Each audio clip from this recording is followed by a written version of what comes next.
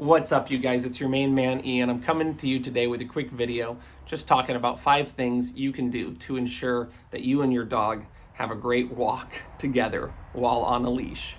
The first thing that you need to do is consider practicing the leash in a variety of low distraction areas.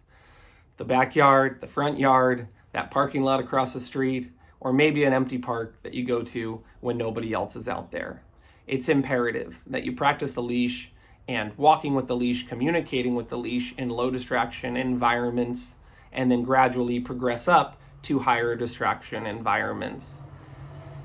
The second thing I want you to do is, if you get to that higher distraction environment and you find that your dog is pulling on the leash or ignoring the leash or not responding properly to the leash pressure that you are applying by pulling on the leash or popping on it or tugging on it, I want you to realize that it's possible you and the dog need to go back to a lower distraction area and practice the leash work in order to master it better, and then go back to that high distraction area again, or that situation, and see, have we mastered how to use this leash to communicate? The third tip is you have to be flexible when it comes to finding the right training collar for your dog. You have to be willing to do what works for you and the dog. Oftentimes, the Halti is a great tool. People have great responses with their dog when they use the Halti and they introduce it properly and slowly, like I was talking about earlier in the video. Another tool that can be incredible is the prong collar. I know it looks a little bit scary, but I can assure you, if you introduce it properly to your dog and it is truly the right tool for your dog, you will be so grateful to have this dog training tool at your disposal.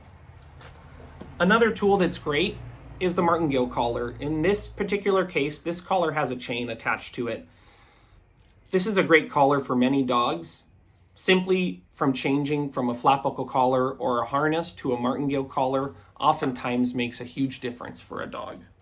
Another training collar / leash combination is the slip lead. I love the slip lead. It is one of my favorite training tools. This one here is 10 feet long and 3/8 of an inch wide. This is an amazing tool for teaching your dog how to walk on the leash properly. There are other training tools out there, but for the most part, the harnesses are really not designed to teach your dog how to respond properly to the leash. So if your dog's struggling, you need to first teach them how to walk properly and respond to verbal commands in all situations before you consider putting a harness on them when you walk them around in high distraction areas. One other thing I want you guys to think about is, are you bringing enough rewards on your walk with your dog? Are you bringing enough food? Are you bringing toys? Are you bringing something that will reinforce the fact that your dog needs to pay attention to you on the walk, and you are asking them to ignore these things that oftentimes are very exciting and interesting to them? So don't be afraid if you have to bring some food or toys, or even just praise them when they do well and they're walking well, to help motivate them to ignore the distractions in front and all around you.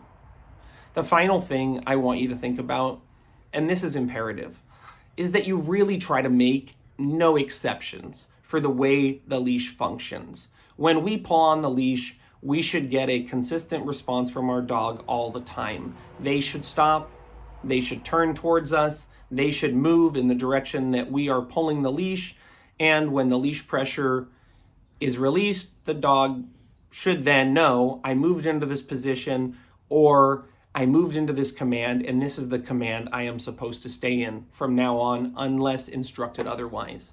So you can't make an exception because you think the dog just really needs to smell that fire hydrant over there, so you let him pull you 10 feet over to the fire hydrant. Or maybe you see a friend, so you let him pull you up to say hi to the friend. Or perhaps there's water and the dog is thirsty, so you let him pull and drag you up to the water to get to the water. You have to be consistent with the leash in order for leash communication to be effective and to work out for you and your dog long term. I hope you found these tips helpful, and I want you to know your dog is so lucky to have you. Until next time, don't blame them, train them.